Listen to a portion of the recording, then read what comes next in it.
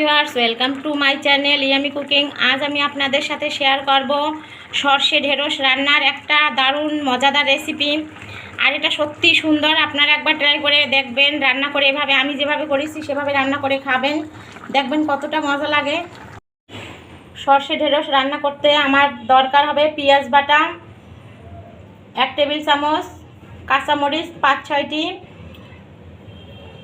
সাদা সর্ষে বাটা, জিরা বাটা, আদা বাটা, রসুন বাটা, আর দেব ধনে বাটা 1 চা চামচ, হলুদের গুঁড়ো 1 চা চামচ, লবণ স্বাদ মতো, মরিচ 1 চা চামচ।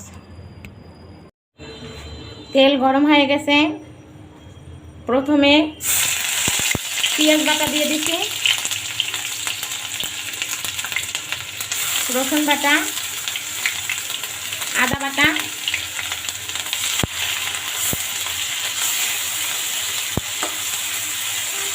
একটু কষাতে হবে।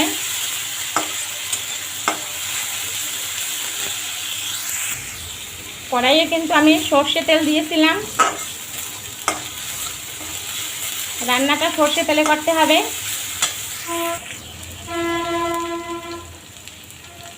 1 চা চামচ মরিচ গুঁড়ো, হলুদ গুঁড়ো, মশলা কষানোর জন্য সামান্য পরিমাণে জল দিয়ে দেব।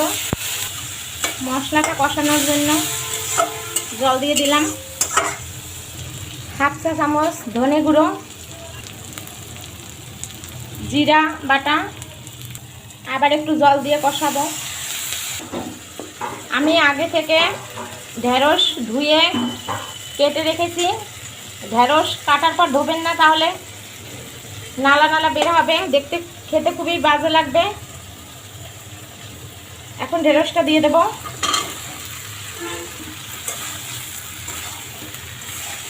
ভালোভাবে মশলা দিয়ে কষিয়ে নিচ্ছি। আজকে তরকারিতে ঢাকা যাবে না, ঢেঁড়স ঢেকে রান্না করবেন না, তাহলে এর রঙটা প্লাস এর স্বাদ নষ্ট হয়ে যায়।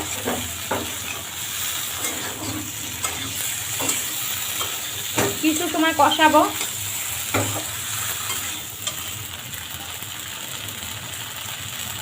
পরিমাণ মতো লবণ দিয়ে দিলাম।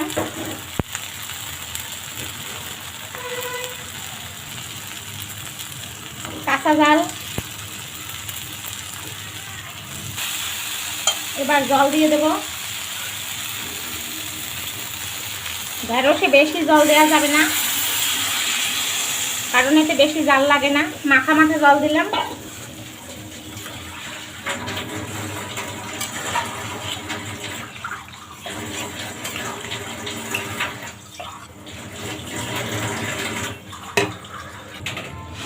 ঝোলটা ফুটে উঠেছে।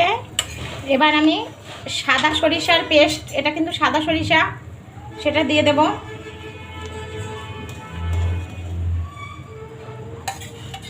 আর ঢেঁড়স বেশি নাড়া যাবে না, তাহলে ভেঙে যাবে, অল্প নাড়তে হবে। আর ঢেকেও রাখবো না, এভাবেই রান্না করব। রান্না শেষ হয়ে গেছে, এবার আমি নামিয়ে নেব। আমার রেসিপিটি যদি ভালো লেগে থাকে তাহলে অবশ্যই লাইক, কমেন্টস ও শেয়ার করবেন। আর আমার নতুন নতুন রেসিপি পেতে হলে চ্যানেলটি অবশ্যই সাবস্ক্রাইব করে রাখবেন। ভালো থাকবেন, গুড বাই।